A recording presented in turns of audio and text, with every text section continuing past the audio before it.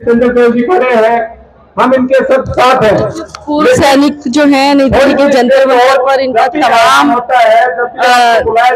तमाम लोग यहाँ पर मौजूद है जो कि पूर्व सैनिक हैं और इनका काफी दिनों से जो है धरना प्रदर्शन चल रहा है नई दिल्ली के जंतर मंतर पर। कहें तो आज 21वां दिन है इन लोगों के धरना प्रदर्शन का, लेकिन आज काफी संख्या में लोग यहाँ पर मौजूद हैं जो कि पूर्व सैनिक हैं। ये विसंगतियों के बारे में पूरे आंकड़े और पूरे ज्ञापन दीजिए और मार्फत कलेक्टर के यहाँ तक आ जाएंगे। ये तरीका आपके लिए बड़ा आसान है। अशोक ठाकुर जी ने बताया था कि राज्यपाल महोदय को भी दो, तो राज्यपाल महोदय को भी फैक्चुअल पोजीशन दो। अब मैं क्योंकि टाइम शॉर्टेज है, मैं आपको ये बतलाऊंगा तो इनको भी राय दी है कि जो ये फार्मूला बीच में लाए प्लस माइनस का, ये फार्मूला हमारे लिए साजगार नहीं है। अगर ये मिनिमम और मैक्सिमम का उसमें 2 का भाग देके अगर हमारा निर्धारण करते हैं ओआरओपी का, आपकी ओआरओपी अगली मरतबा भी नहीं बढ़ेगी, यकीन मानिए अगली बार भी नहीं बढ़ेगी। तो सबसे पहले इनसे भी रिक्वेस्ट करिए, सरकार के पास ज्ञापन भी गया है कि सबसे पहले वो फार्मूला विड्रा करें। दूसरा, आपने वीर बहादुर जी की और ठाकुर साहब की बात तसल्ली से जुड़ी होगी। पहले वेटेज थी, वेटेज खत्म कर दी, ये करके खत्म कर दी कि लेटरल एंट्री, यानी हम यहाँ वहाँ पैरामिलिट्री फोर्सेज में और सरकार की मिलिट्री एजेंसियां हैं, पब्लिक सेक्टर अंडरटेकिंग है, वहाँ एडजस्ट कर देंगे। किसी एक फौजी को एडजस्ट नहीं किया।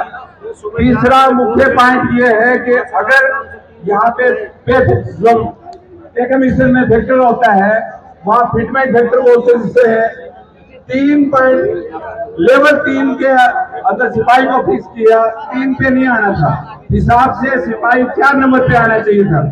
बाकी जो पॉइंट है कि भाई ये 2.81 दे दिया या वो दे दिया, ये ठीक है, आंशिक तौर पे असर तो जरूर डालते हैं, लेकिन ओआरओपी नहीं मिले ये ऐसा असर नहीं डालते। हाँ, आपने देखा होगा कि किसी ने नहीं सोचा होगा कि complete ratio in all respect और इंक्लूडिंग ओनली कमीशन ऑफिसर मिले ही नहीं, ये किसी ने नहीं सोचा था। तो ये जिन लोगों ने ये फार्मूला बनाया है और जिन लोगों को ये जिम्मेवारी दी थी, क्योंकि आप और मैं अगर हमें यहाँ पे फील्ड एरिया में, बॉर्डर पे, लड़ाई के मैदान पे और ड्यूटी पे की है, तो हमें जिम्मेवारी से अपनी ड्यूटी करवाइए और पूरा ड्यूटी निभाइए। यहाँ पे एमओडी अंत में मैं बहुत बड़ी बात बताने जा रहा हूँ, तो ये है कि ऑनरी रैंक जैसे द्वार में भी है, ओआर में नायक था, उसको सिपाही के बराबर कर दिया।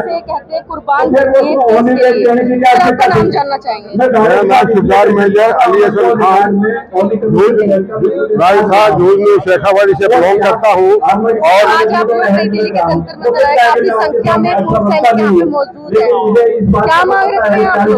हमारी मांग ये है कि जो हमारे साथ जो भेदभाव हुआ है उसके हम न्याय के लिए यहाँ पर आज इकट्ठे हुए हैं। जो हमारे साथ में गुमराह करके सरकार को और जो भेदभाव का टेबल जो बनाई है, जिसमें हमारे रेशियो ओआर को कुछ भी नहीं मिला और मैं एक सुधार मेजर था, सुधार मेजर यूनिट के अंदर यानी रेजिमेंट के अंदर एक ग्रांड फादर का काम करता है और उसकी भी कवरेज को आता है, वो भी गाइड सुधार मेजर करता है, क्योंकि सुधार मेजर जो है वो 32 साल तक यूनिट में रहता है। कमांडिंग ऑफिसर जो आता है वो तो हम लोग 15-16 साल में अपनी कमांड करके वापस चला जाता है, लेकिन जो रेशियो है वो वहाँ यूनिट को संभालते करते और उनके साथ ही अन्याय ज्यादा हुआ है और अफसरों ने जो अपना है क्रीम सब ले लिया, नीचे वाली रैंक को जो है कुछ भी उन्होंने नहीं दिया है। तो ये मैं आपके माध्यम से ये सरकार तक मेरी आवाज पहुंचाना चाहता हूँ कि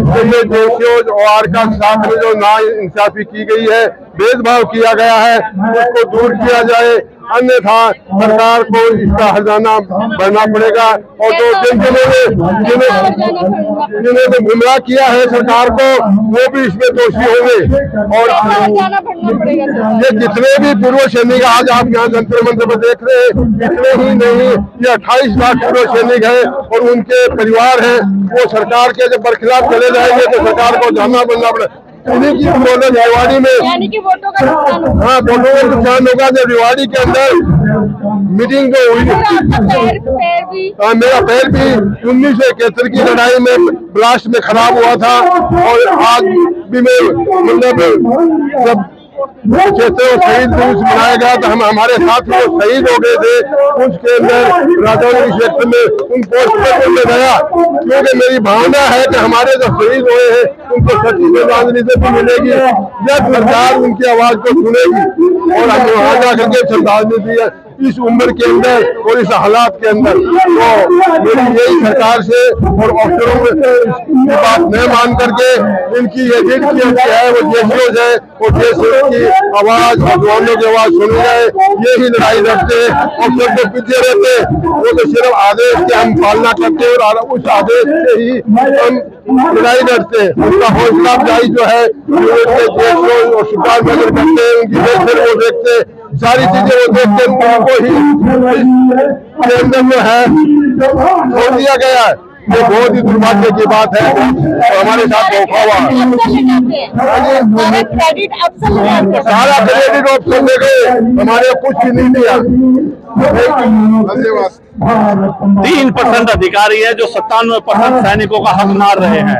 हमारी सरकार से यही गुजारिश है कि सबको समानता लेके आई जाए। मैं आपको बताना चाहता हूँ जो हाई एल्टीट्यूड होते हैं, पहाड़ों पर होती है, क्या आपको ज्यादा ठंड लगती है, जिनको ज्यादा अलाउंस मिलता है, और सैनिकों को ठंड लगती है। डिसेबिलिटी नहीं, आज ऊंचाई पर समान वेतन मिलना चाहिए। हमें राशन का कम पैसा मिलता है, अफसर को ज्यादा भूख लगती है क्या, तो उसको ज्यादा राशन का पैसा मिलता है। तो हमारा अनुरोध ये है कि जो रैंक पे तो चलो वेतन में भेद हो, लेकिन हर चीज समान होनी चाहिए, किसी प्रकार में कोई भेदभाव नहीं होना चाहिए। यहाँ तक कि हमारे बच्चों में भेदभाव किया जाता है, मेडिकल सुविधाओं में भेदभाव किया जाता है, हर स्तर पर भेदभाव किया जाता है। ये तो निरपेक्ष देखिए समाज में कोई भेदभाव नहीं है, मैं हिंदू ये मुसलमान भाई साथ मिलते हैं, साथ रहते हैं, साथ रहते हैं। यहाँ रैंक के आधार पर अफसर अधिकारी और हमारे जवानों के आधार पर भेदभाव हो रहा है, जाति के आधार पर भेदभाव नहीं है, धर्म के आधार पर भेदभाव नहीं है। भेदभाव अंग्रेजों वाला भेदभाव है, जो अंग्रेज किया करते थे और जो भारतीयों के साथ किया करते थे। यहाँ दोनों कार्य वाला भेदभाव है, रैंक के हिसाब से बन गया। दो ही रैंक है, एक अधिकारी वर्ग और एक अधिकारी वर्ग, और अधिकारी वर्ग जो है सरकार उनको सुनती है, उनको बुलाती है, और उन्हीं को जो है सारा 3% अधिकारी अपना सारा सामान ले जाते हैं। मैं आपको बता दूं कि ये जो दिक्कतें हैं ना, इसके पीछे एक ही कारण है, इसके पीछे एक ही कारण है। वो कारण है कि जो हमारी कम्युनिटी है, मैं इसको कम्युनिटी बोल रहा हूँ, जेसीओ इस कम्युनिटी की रिप्रेजेंटेशन नहीं है सरकार के पास, इनको सरकार बुलाती नहीं है, इनसे पूछती नहीं है कि आपका देश क्या है। एक पुरानी कहावत है, जूता पहनने वाला बता सकता है जूता कहाँ काट रहा है, और हमसे पूछते नहीं है, अफसरों से पूछते हैं। अफसर अपना जूता तो बताते हैं उनको कहाँ काट रहे हैं, हमारा जूता हमें कहाँ काट रहे हैं। हमारे अफसर अपना फायदा ले जाते हैं।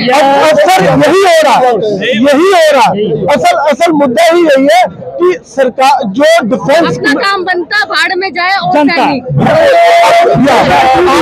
जो सैनिक गोली खाता है, उसको गोली खाने का जो भत्ता है वो 5200 रुपया है।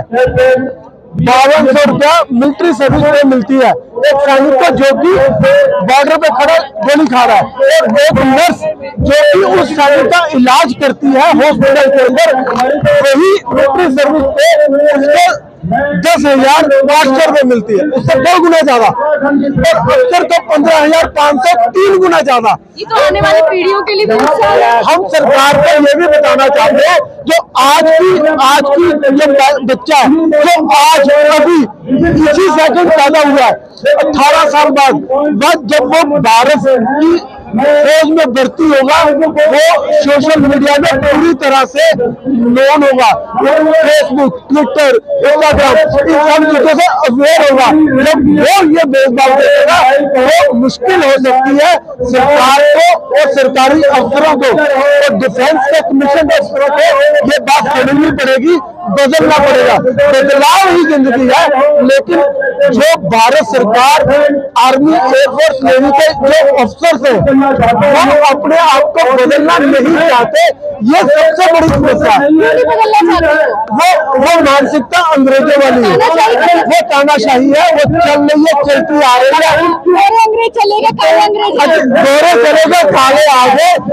हमें आजादी नहीं मिली, हम भारतीय सेना ने हमेशा लड़ाई जीती है, जब भी जंग हुई है भारतीय सेना ने जीती है, लेकिन हम अपनी जंग अपने अफसर के आगे हार गए। आप लोग आप दूसरे देशों से जो आक्रमण करते हैं उनसे लड़ लेते हैं, लेकिन अपने देश में ही जो आप लोग को नुकसान पहुंचा रहे हैं उनसे कैसे लड़ेंगे? अजय, उनसे ये लड़ाई चल रही है, और आगे की जो हमने आगे का जो हमने तय किया है, हम एक यूनाइटेड फ्रंट बना रहे हैं। यूनाइटेड फ्रंट में हम सारी की सारी संस्थाओं को इकट्ठा कर रहे हैं, और उसके बाद मोडेलिटी सेट होंगी, और जल्दी हम घोषणा करेंगे कम से कम 1 लाख सैनिक, कम से कम 1 लाख सैनिक जो है वो अपना जमा होगा रामलीला मैदान के अंदर। और सरकार को विशाल रूप में जी हम गलतबाज नहीं करेंगे। हम उस मुद्दे आप प्लीज अपने शब्द हमारे मुंह में ना डालें। जैसे किसान किसी से हमारे जैसे किसानों का आंदोलन रहा, जैसे उन्होंने बिल वापस हम लोग रहेंगे, मैं अनुशासन के हित रहेंगे, हम बंधन कभी नहीं, ये हमारी है। और बिल्कुल शांत से आज 20वां दिन हमारा चल रहा है, अभी कोई भी हमें हथियार किसी के नहीं पहुंचा। परमिशन दे देगी सरकार, और आज हमारे साथ है तो कलेक्टर से ऊपर परमिशन देंगे। आपकी होनी चाहिए हमें कि जितने मीडिया प्रभारी हैं हमारे पास आए हैं, इसमें हमारे जो मीडिया प्रभारी हैं सब उनको पहले धन्यवाद देना चाहता हूँ कि कम से कम हमारे सरकार तक गाने पहुंचा रही है। सरकारें की इसमें कोई गलती नहीं है, इसमें हमारे अधिकारी की गलती है। मतलब सारा जो भी उन्होंने जो भी समझाया सरकार को, खाली अपनी बेनिफिट यस, वो अपने ही तारीफ लिया, लेकिन हम लोग का सहारा लिया गया है। हमें सहारा लेके सारे चीज हमारे कंधे पर, अधिकारों की लड़ाई होकर रहेगी 100%। बहुत ही अनुशासन के साथ होगी, मैं बहुत ही अनुशासन के साथ। यस मैम, देखिए मैं बता देता हूँ क्या ये एक पोएम है हमारे पास। भारत माता की, भारत माता की। ये क्या पोएम? काफी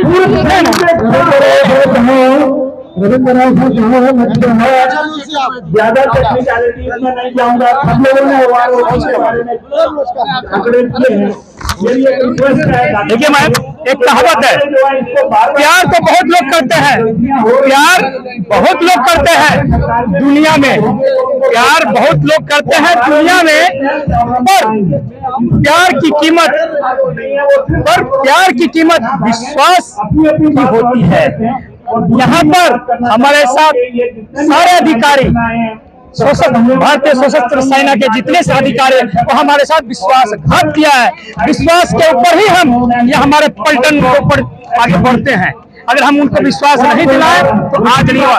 प्यार का मतलब यह है आघात करना, विश्वास के साथ इसे आघात किया है। मैं तो इस विश्वासघात का आप लोग अब इसका बदला लेके रहेंगे, आपकी लड़ाई लड़ेंगे, और जी हाँ, जी हाँ, जो भी अधिकार है उन्हें प्राप्त करेंगे। जी हाँ, एकदम अधिकार लेकर रहेंगे, शांति पूर्वक लेकर रहेंगे। और इसमें हमारे देखिए कुछ ऐसे पिताजी उम्र के बराबर हैं, वो किसके लिए? वो हमारे बच्चे के लिए है, क्योंकि हमारे पिताजी अनपढ़ थे, कम पढ़े लिखे थे, लेकिन आज के बच्चे जो भर्ती हो रहे सेना में वो पढ़े लिखे काफी हैं, और मीडिया इतना हाईफाई हो चुका है कि उनके वहां तक हम पहुंचा सकते हैं, पहुंचाएगा। इसीलिए धन्यवाद मैडम। मैं ऑर्डरी नायब सरदार धर्मानंद। हमारी आज लड़ाई असली मायने में अपने आप से है। आज तक हम अपने आप को समझ नहीं पाए और इन अफसरों के साथ खड़े रहे और इन्होंने हमारे बंदूक जो हमारे कंधे में रख करके हमारे ऊपर हमारे सीने में खंजर ठोक दिया। सारी लड़ाई हमारी थी और उसका जो भी फायदा था ये उठा ले गए। तो होशियारी कमेटी की जो रिपोर्ट दी वो आरोपी का मकसद ये था कि जो 30 साल से 35 साल से 45 साल के बीच में जो रिटायर आ जाते हैं उनके सपोर्ट के लिए, उनको फायदा हो उसके लिए थी। लेकिन ये लोग अक्सर जो है 60 साल तक सर्विस करते हैं, लेकिन सारा दामोदार ये सारा पैसा वो ले गए। कहीं लड़ाई हो या कहीं कुछ भी आपदा हो जाए तो सबसे पहले ही जो जवान अक्सर खाली उसे ऑर्डर देता है लड़ने वाला जवान जैसे ऑर्डर देने वाला अफसर तकलीफों से और अपने अधिकारों से वंचित है तो खाली जवान है। गवर्नमेंट को ये मिसगाइड करते हैं। असली में गवर्नमेंट पैसा भी दे रही है कि अब गवर्नमेंट आपसे वार्तालाप हमसे बात करें और जो पैसा दे रही है उसको उसी अनुपात में दे जिस अनुपात में संख्या है। 3% ऑफिसर है, 97% JCOR थे और वो क्या करते हैं 97 पैसा हड़प जाते हैं ऑफिसर, 3% JCOR में मार देते हैं। तो क्या मिलेगा? यही हमारी लड़ाई है। हमारे तो वैसे भी एक ऑफिसर हैं। मैं जो भी आज मीडिया है मैं बहुत बहुत स्वागत करता हूं, लेकिन बड़े बड़े न्यूज चैनल इस खबर को नहीं लेंगे। मेरा यही विनम्र प्रार्थना है, OROP जब लागू करने के लिए जनता यहाँ जवान बैठते थे, 90% जवान होते थे, 10% अफसर हुआ करते थे। वेलफेयर के नाम पे 90% अफसर को मिल गया, 10% जवान को नहीं मिला। एक क्वेश्चन बहुत अनजस्टिफिकेशन हुआ है जवान के साथ। जवान विश्वास करता रहा मेजर जनरल सतवीर सिंह जी के ऊपर कि हमारा हक हमको मिलेगा, लेकिन ये कहाँ का न्याय है? 90% जहाँ जो जवान है उनको 10% भी आपने नहीं दिया। और ठीक है, हम मानते हैं, ठीक है, ऑफिसर को ऑफिसर का मिलना चाहिए, लेकिन उसकी एक सीमा होनी चाहिए। विसंगतियां हैं दूर करी जा सकती हैं। हमारा रिप्रेजेंटेटिव क्यों नहीं था? हमारा सरकार के बीच में रिप्रेजेंटेटिव क्यों नहीं था? ये क्वेश्चन पूछा जाए। जब हमारे 80% जवान हैं तो हमारा रिप्रेजेंटेटिव क्यों नहीं रहा? यही हमारा है और हम ये चाहते हैं ये लड़ाई आगे तक जाए और भगवान सबका, हमारा जवानों का वेलफेयर अवश्य मिले। यही आप मीडियाओं से भी हमारी प्रार्थना है कि इस तरीके की आवाज को आगे बुलंद करते रहें। मैडम, एक्स हवलदार के शर्मा, मीडिया प्रभारी, बरेली, यूपी, उत्तर प्रदेश से। क्या कहोगे? मैं यही कहूंगा, इसमें मतलब इसमें अफसरों को ज्यादा फायदा किया है। हमारे 14-15 पॉइंट जवान रीढ़ की हड्डी है सेना के। भारतीय सेना जो विश्व की मानी हुई सेना है, पहला नंबर है भारतीय सेना का, उसका हमारा, और हमें से लॉलीपॉप दे दिया और अपने काबिल अफसरों ने ले लिया। ज्यादातर 90% जो है हमें 10% ही दिया है। JCO को हमारे को जो रीढ़ की हड्डी है 0 कर दिया, उनका माइनस में कर दिया। अब जो आप पूरे भारत से आए हैं। हाँ, पूरे भारत से आए हुए हैं यहाँ पे। तो सरकार से ये कहना चाह रहे हैं, आप क्या कहना चाह रहे हैं कि आप लोगों को जो है आपकी सुनवाई हो, जो भी विसंगतियां उन्हें दूर किया जाए। बिल्कुल बिल्कुल, जो भी अधिकार है वो मिलने चाहिए। बिल्कुल। हमारी यही सरकार से मांग है, हमारे डिफेंस मिनिस्टर से, प्रधानमंत्री से हमने विज्ञापन भी भेजा है अपने बरेली से, राष्ट्रपति के लिए, डिफेंस मिनिस्टर के लिए, प्रधानमंत्री कार्यालय के लिए, सबके लिए भेजे हुए। थैंक यू, धन्यवाद। जय हिंद, जय भारत। हथियार है, ये लड़ाई नहीं है, ये लड़ाई है लोकशाही की। अगर आपकी भावना ठीक नहीं है तो मिलेगा कुछ नहीं। आज जो JCO खड़ा है, सभी बूथ इकट्ठे हुए हैं, JCO खड़े हैं। मैंने समय से माइक में ऐलान किया था कि तुम्हारे लोग कुछ नहीं मिलेगा। और जो मैंने ऐलान किया था देश के कोने वो आपको मिला, कुछ नहीं मिला। हम लोग विस्तार और आज मैं भी बताने आया हूँ, कुछ कहना चाहेंगे सरकार से? सरकार से यही कहना चाहेंगे कि हम लोग एक जो हमारी जायज मांगे हैं, जिसके लिए आज हम लोग यहाँ इकट्ठे हुए हैं, उसको लेकर के हमें आज हम सरकार से विरोध कर रहे हैं, मांगों को लेकर के इकट्ठे हुए हैं, उसको लेकर के हम सड़क पर हमें ना उतरना पड़े, क्योंकि हम लोग डिसिप्लिन वाले लोग डिसिप्लिन मानते हैं और भारत सरकार से यही उम्मीद करते हैं कि हमारी जो भी जायज मांगे हैं, जिनको हम उन पर आज हम ध्यान नहीं दे पा रहे हैं और उनको ध्यान दे, उसको लागू करें। और हम लोग यही चाहते हैं कि आज हम सब देश के कोने कोने में यहाँ आए हैं और कल को हम लोग देश के कोने कोने में हर रोड पर खड़े हैं, हर रोड पर अपने जाकर के अपनी मांगे मांगे और जनता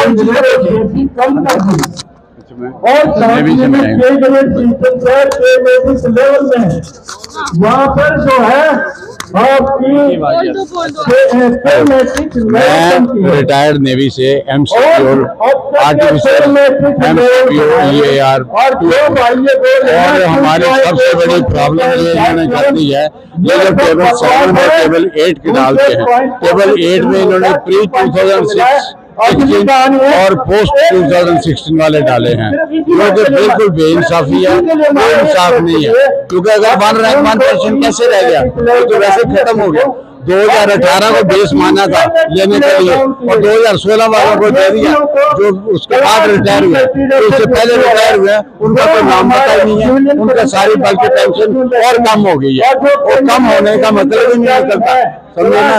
ये है जो ये बहुत बड़ी जुल्म किया है इन्होंने जो टेबल 8 को प्री एंड पोस्ट किया, उसको एक ही होना चाहिए, उसको सिर्फ एक ही टेबल होना चाहिए, सिर्फ टेबल 8 जो कि सबको मिलना चाहिए, जो भी ग्रेजुएट हैं, डिप्लोमा होल्डर्स हैं, सबको वही मिलना चाहिए। अब यही है हमारी सबसे बड़ी, यही हमारी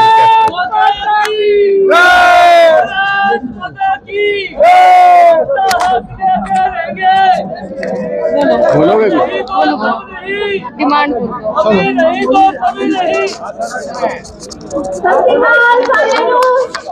नमस्कार भाइयों को, मैं Daljeet Kaur advocate supreme court. Waheguru ji का खालसा, वाहिगुरू जी की फतेह। मैं कैप्टन प्रीतम सिंह लुधियाना तो ਅੱਜ ਦੇ ਧਰਨੇ ਵਿੱਚ ਹਾਜ਼ਰੀ ਲਾਉਣ ਆਇਆ ਸੀ और ਅਸੀਂ अपनी सरकार ਨੂੰ ਕਹਿੰਦੇ ਆ कि इन्होंने साडे नाल बहुत धक्का किया है। अज जिहड़ा साडा देश है वो आराम सुख शांति नाल इन्हां दी बदौलत ही जो रहा है फौजियां दी, पर अज जिहड़े फौजी अपनी जिंदगी तलियां ते रख के 24-30 साल 32 साल करके हम अपने बच्चों को आए हैं, अज वो तड़फ रहे हैं, उन्होंने इंसाफ नहीं मिल रहा, उन्होंने उन्होंने हक नहीं मिल रहे, उन्होंने बारे कोई नहीं सोचा जा रहा। असीं सरकार नूं कहंदे हां कि तुहानूं ये जिहड़े साबका फौजी है अगे साडे बच्चे भी देख के राखी लई काम कर रहे हैं, वो भी तां ही हौसला करेंगे जे सानूं इंसाफ मिलेगा। वाहिगुरू जी का खालसा, वाहिगुरू जी की फतेह। Thank you.